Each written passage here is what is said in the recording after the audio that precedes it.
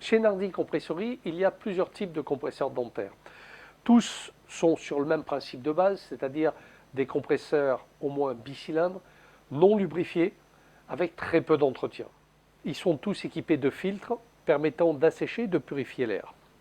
Vous avez des versions standards, vous avez des versions insonorisées comme le SD ici, et vous avez une nouvelle version qui a un capot d'insonorisation sur le moteur, donc qui est semi-insonorisé, disons.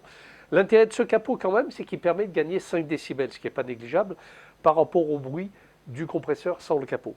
L'autre intérêt quand même, c'est qu'il permet de bien canaliser l'air de refroidissement du compresseur.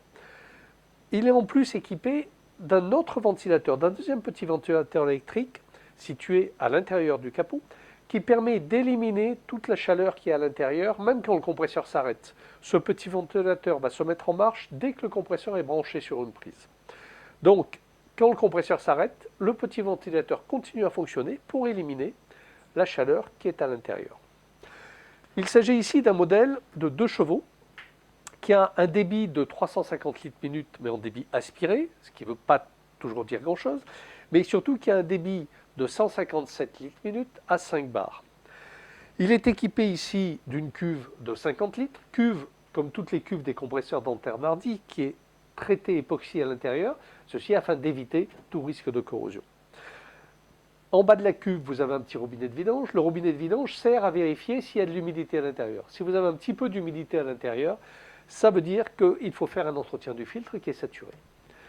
Le filtre qui est ici, c'est le D600 de Nardi Compressory. Le D600, c'est un modèle à double colonne, à régénération automatique tout au long du cycle de fonctionnement du compresseur. Il existe le modèle plus simple, le D400, qui lui ne se régénère qu'en fin de charge, quand le compresseur s'arrête. Ce modèle-là est fait principalement pour pouvoir fonctionner avec des usineuses. Les usineuses fonctionnent à 7 bars en général. Donc le compresseur, lui, a une pression maxi au niveau de la cuve de 10 bars. Mais si la pression est de 10 bars, ça veut dire qu'il redémarre environ à 8 bars. Vous avez toujours à peu près 2 bars de différence. Donc redémarrant à 8 bars, il permet de travailler à 7 bars sans aucun problème. Sous réserve bien sûr que le débit du compresseur corresponde au débit de votre usineuse. Pour ça, vous avez plusieurs types de compresseurs chez Nardi Compressory avec des performances différentes. Ici, vous avez un raccord de sortie pour alimenter votre réseau d'air comprimé avec une vanne, quart de tour, et un réglage de la pression que vous voulez obtenir. Là, vous avez un manomètre indiquant la pression à laquelle la cuve est gonflée. Et là, vous avez un autre manomètre indiquant la pression de service que vous avez réglée grâce à ce manomètre. Dès que vous branchez le compresseur, vous entendez le petit ventilateur qui se met en marche. Et mise en marche est ici. Là, le compresseur va monter pour mettre la cuve sous pression à une pression de 10 bars. Une fois que la pression de 10 bars va être atteinte, le compresseur va s'arrêter tout seul. Voilà, le compresseur s'arrête. Vous remarquez que le manomètre est à 10 bars et que le deuxième manomètre est réglé à 7 bars.